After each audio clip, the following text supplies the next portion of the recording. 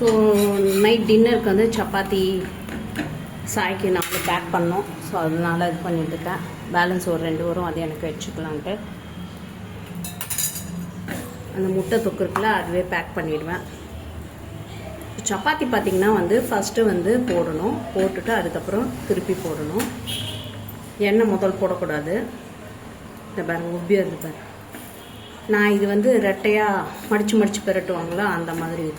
இது ஹீட்டு கம்மியாக இருக்கனால இதுவாக இருக்குது. அடுப்பு ஸ்லோவாக ஏறிதுன்னு சொன்னால அதனால், இல்லாட்டி எப்பயோ உப்பியாக வந்துட்டுருக்கோம். சப்பாத்தி பொறுத்த வரைக்கும் அப்படியே வச்சுருக்கக்கூடாது. அது வந்து அப்படியே முறுமுறுன்னு ஆகிடும். திருப்பி போட்டுகிட்டே இருக்கணும். திருப்பி போட்டால் தான் சாஃப்டாக வரும். அப்படியே வேகட்டும்னு அப்படியே போட்டு அப்படியே வச்சுட்டு 1 நிமிஷம் 2 நிமிஷம் கழிச்சு பண்ணோன்னா வச்சுக்கோங்க, அது வரட்டி மாதிரி ஆகிடும். பாருங்க எப்படி உப்பி வருது. எண்ணெய் முதல்ல போடக்கூடாது. ஃபஸ்ட்டு ஒரு பக்கம் போட்டுட்டு அதுக்கப்புறம் 2வது பக்கம் போட்டுட்டு அதுக்கப்புறமா உப்பி வரும்போது எண்ணெய் ஊற்றணும். எண்ணெய் ஊற்றினா உப்பி வராது. நான் இது மடித்து பரட்டியிருக்கேன். அந்த திருப்பி போடணும். அப்படியே இப்படி விட்டுட்டு வேற எங்கன்னா வேடிக்கை பார்த்துட்டு அதுக்கப்புறம் வந்தோன்னா அது வரட்டி மாதிரி ஆகிடும். அப்படியே இது மாதிரி பறக்கும் தட்டு மாதிரி பறக்கும் சப்பாத்தி. அதனால் திருப்பி போடணும். சப்பாத்தி வந்து செய்யறது இருக்குது, திரட்டுறது இருக்குது, சுடுறது இருக்குது. அதுக்கப்புறமா அதை பக்குவமாக வந்து பேக்கிங் பண்ணுறது இருக்குது.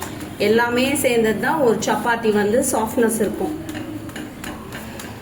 இங்கே வந்து ஒரு துணி போட்டு இல்லாட்டி டிஷ்யூ பேப்பர் மாதிரி போட்டு அதில் வைக்கணும். ஏன்னா ஃபஸ்ட்டு சப்பாத்தி வந்து ஆவி விடும். இது நான் உடனே பேக் பண்ண போகிறேன். இப்போ ஊருங்களுக்கெலாம் போகிறோன்னா தனித்தனியாக வந்து வச்சு ஒரு பேப்பர் மேலே இல்லை துணி மேலே வச்சு ஆறுனதுக்கப்புறமா பேக் பண்ணணும். அப்போ தான் தண்ணி விடாமல் 4-5 நாள் கூட சப்பாத்தி நல்லாயிருக்கும். ஸோ இப்போ பாருங்கள் திருப்பி போட்டோன்னா எவ்வளோ சூப்பராக வந்துருக்கு பாருங்கள். இது வந்து ஃபார்ச்சூனோடது 1+1 ஆஃபர்னு போட்டுருந்தாங்களா, சரி அது வாங்கினேன். காட்டுறேன் பாருங்கள். ஃபஸ்ட்டு இது வந்து மடித்து திரட்டியிருக்கேன். அப்படி போட்டுடணும். அண்ட் தென் வந்து அங்கங்கே பெண்டு இல்லாமல் பார்த்துக்கணும். இது ட்ரையாங்கிள் ஷேப்பில் அந்த மாதிரி பண்ணியிருக்கோம். இது தீ அதிகமாக தான் இன்னத்துக்கு ஒரு பக்கம் வெந்துடும். ரொம்ப நேரம் போட்டு வைக்கூடாது. ஒரு லைட்டாக பபிள்ஸ் அது பாருங்கள். ஸோ இப்போ உடனே வந்து இப்படி திருப்பி போட்டுடணும். தீ அதிகமாக வந்தால் என்னத்துக்கு இதுவாகும். இதுதான் ஸ்டவ் சரியில்லைன்னு சொன்னோம்ல, பர்னரில் அடப்பு இருக்குது, அதனால தான்.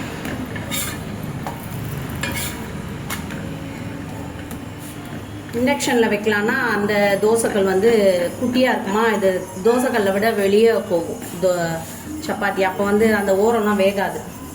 ஸோ பாருங்க பொங்கி வருது பாருங்க. அதுதான் பாரு இவ்வளோ.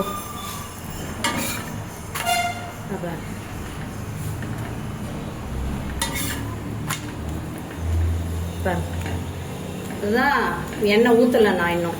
இதுக்குள்ளே எண்ணெய் ஊற்றக்கூடாது. இந்த ஓடெல்லாம் இதுவாகட்டும்.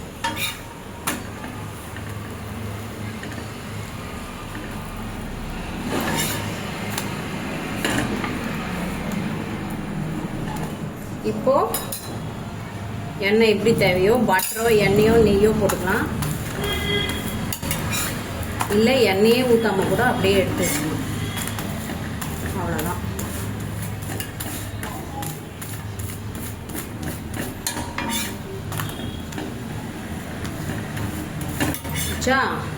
முட்டை தொக்கு வந்து பேக் பண்ணுவோம். முட்டை இருக்குது, சப்பாத்தி, இது குட்டியான சட்டை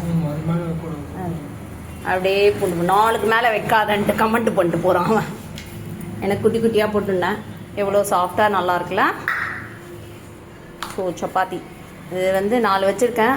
அவன் வந்து ஆஃபீஸில் யாருக்குனா ஷேர் பண்ணாலும் பண்ணுவான். அதனால் எப்போவுமே எக்ஸ்ட்ராவாக தான் பேக் பண்ணுவோம்.